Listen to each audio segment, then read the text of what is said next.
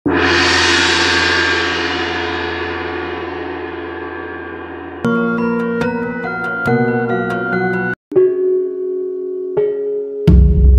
tanpa berpikir lebih lama lagi, terlihat pendeta Rakanata langsung berkelebat ke arah dinding istana, melompati dinding tinggi dan menghilang pergi entah kemana. "Jangan kamu kejar orang itu. Ada banyak hal penting selain kujang Pangeran Muncang," berkata pendeta Gunakara sambil mengamit tangan Gajah Mada, seperti tahu jalan pikiran Gajah Mada saat itu. "Benar, Maesa Muksa. Tugas kita saat ini adalah mengamankan istana," berkata Pangeran Citraganda yang telah datang bersama Dyah Rarawulan dan Ibunda Ratu Darapuspa. "Ampun Gusti Ratu, hari ini kendali di istana telah menjadi tanggung jawab kami," berkata pendeta Gunakara penuh hormat seperti tahu bagaimana bersikap di hadapan sang permaisuri Ratu Darapuspa. "Atas nama keluarga istana, kami mengucapkan rasa terima kasih atas bantuan kalian," berkata Ratu Darapuspa penuh kebanggaan hati melihat sikap dan perkataan pendeta Gunakara yang sangat menghormatinya itu. Namun Ratu Darapuspa terlihat berkerut keningnya manakala seorang tua tidak bersikap hormat kepadanya, melainkan kepada anak muda yang dikenalinya sebagai Maesa Muksa.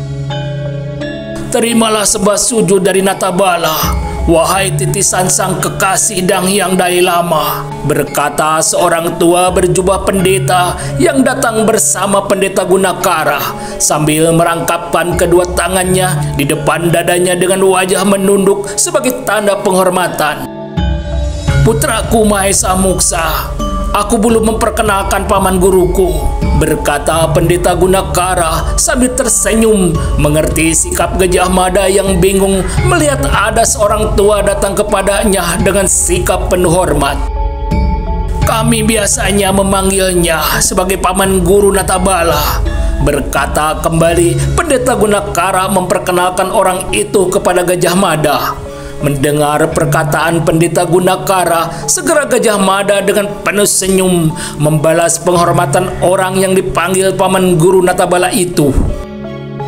"Sebentar, aku akan kembali," berkata pendeta Gunakara sambil melangkah mendekati beberapa biksu yang tengah mengumpulkan para prajurit istana yang masih tergeletak belum sadarkan diri. Terlihat pendeta Gunakara segera memberikan beberapa perintah kepada para biksu itu.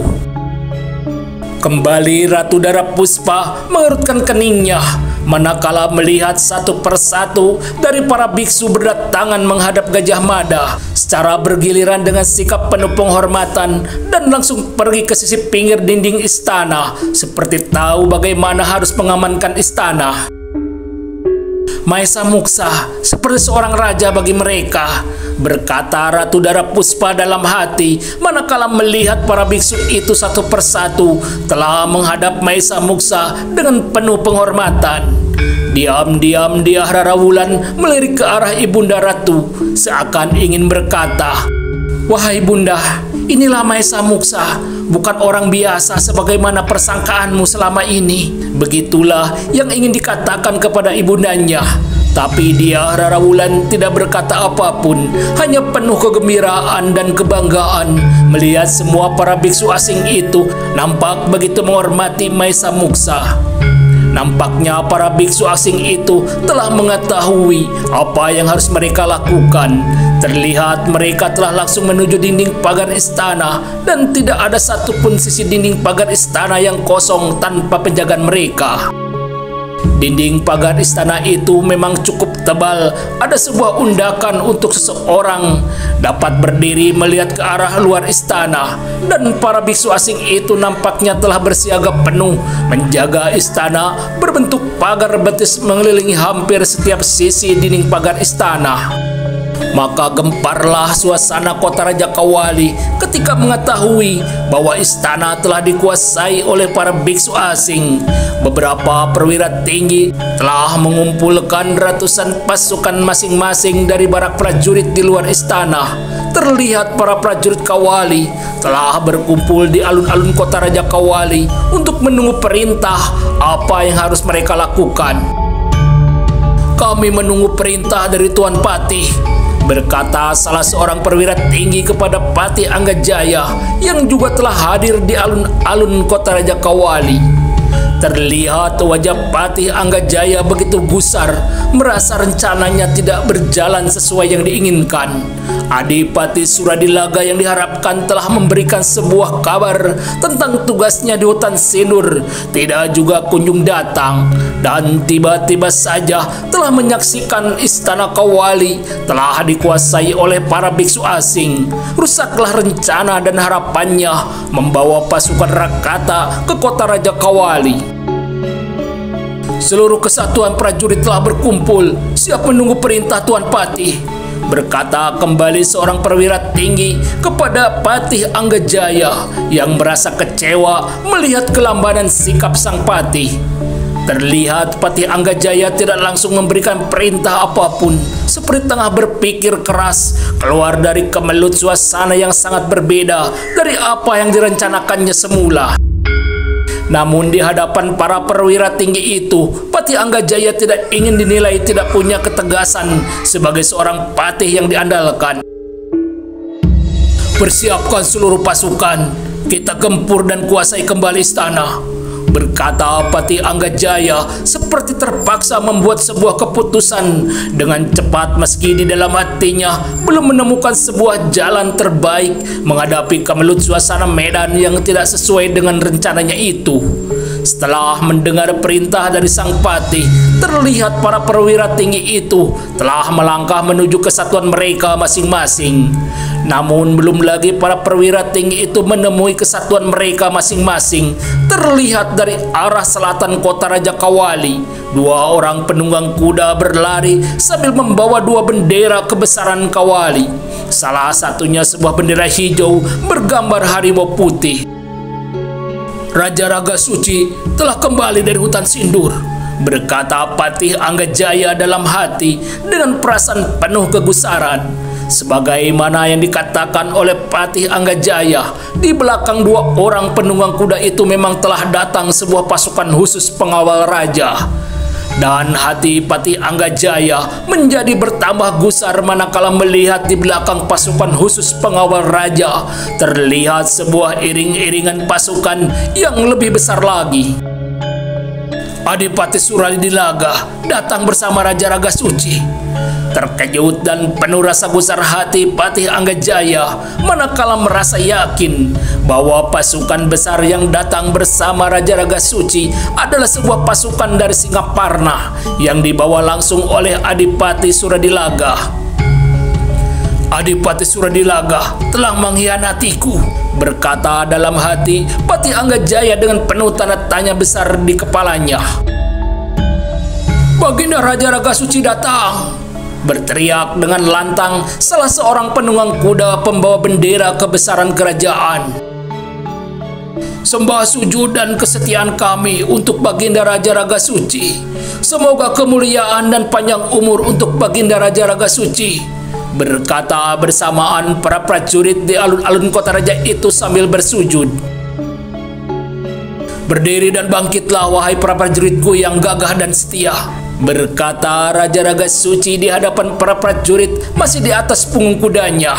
Menggeram hati Patih Anggajaya melihat Raja Raga Suci masih hidup, sementara matanya terlihat begitu tajam mencari seseorang di antara para pasukan berkuda yang datang bersama Raja Raga Suci. Ternyata orang yang dicarinya ada tepat di belakang Baginda Raja Raga Suci. Siapa lagi yang dicari oleh Patih Anggajaya kalau bukan Adipati Suradilaga yang telah berjanji kepadanya untuk membunuh Raja Raga Suci. "Pengkhianat itu ada di belakang Baginda Raja," berkata dalam hati Patih Anggajaya penuh kebencian. Namun wajah dan hati Patih Anggajaya menjadi begitu kecut dan gusar ketika kembali mendengar suara yang cukup lantang dari Raja Raga Suci. "Dengarlah wahai prajuritku," Musuh kita bukan orang-orang asing yang berada di dalam istana, tapi musuh kita adalah sebuah pasukan dari Rakata yang saat ini telah mempersiapkan diri di hutan sebelah timur kota Raja Kawali, berkata Raja Raga Suci dengan suara begitu lantang.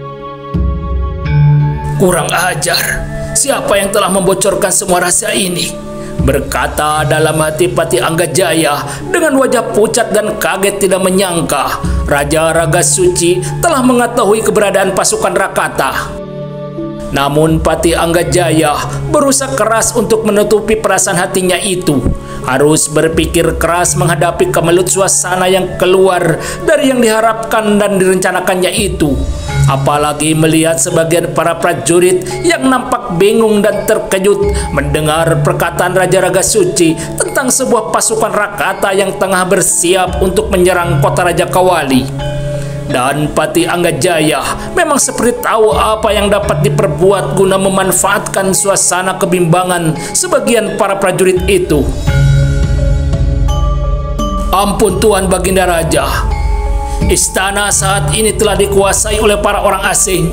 Kami siap untuk menghalau mereka, mengembalikan keamanan di istana, berkata Patih Anggajaya dengan suara cukup lantang, bermaksud agar para prajurit dapat mendengar juga perkataannya. Terlihat Raja Raga Suci tersenyum menanggapi perkataan Patih Anggajaya yang diketahui maksud dan tujuan pikirannya agar dirinya dengan segala keterpaksaan akan memerintahkan semua prajurit untuk menyerang istana. Dan Raja Raga Suci tidak berkata apapun, sepertinya tengah menunggu sesuatu. Ternyata Raja Raga Suci telah menunggu seseorang dan dengan penuh senyum telah melihat seorang prajurit telah bergerak dari tempatnya maju ke depan menghadap para prajurit. Dengarlah wahai saudaraku, para putra Ciremai, para putra Galunggung, para putra Pangrango, dan para putra Pasundan. Sabda Baginda Raja adalah sabda para dewata. Perkataan Baginda Raja adalah perkataan dewata. Tunjukkan kesetiaanmu bagi Baginda Raja, berkata prajurit itu dengan suara begitu lantang yang ternyata adalah Kirangga Ageng Pasek. Ternyata sengaja Kirangga Ageng Pasek tidak menyebut nama putra Rakata dengan perkataannya sebagai sebuah sindiran dan ingin membakar perasaan hati para prajurit, para putra daerah selain Rakata yang selama ini telah tertindas dan tersingkirkan oleh orang-orang Rakata yang merasa besar kepala menjadi anak emas Patih Anggajaya. Kembali Raja Raga Suci tersenyum melihat kegelisahan di wajah Patih Anggajaya dan dirinya memang telah tidak sabar lagi untuk menyingkirkan orang yang telah sengaja dengan liciknya membokong dan menusuknya dari belakang lewat tangan Adipati Suradilaga.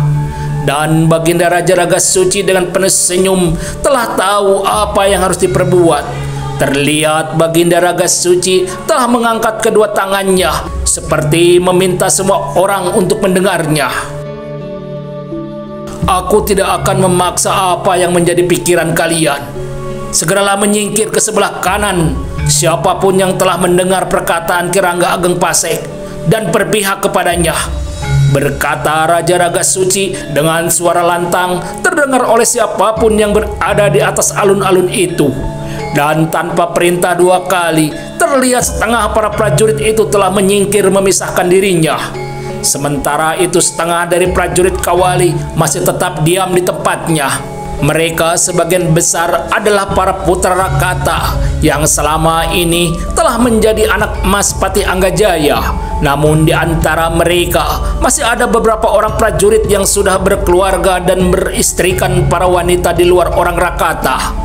Dan Raja Raga Suci seperti tahu perasaan sebagian orang Rakata itu. Terlihat Raja Raga Suci kembali mengangkat kedua tangannya meminta perhatian semua orang yang berada di alun-alun kota raja itu. Begitu besar wibawa Raja Raga Suci, seketika itu juga semua orang terdiam, tidak ada suara satupun dan suasana saat itu begitu mencekam dan semua mata terlihat tertuju kepada penguasa Pasundan itu, Raja Raga Suci.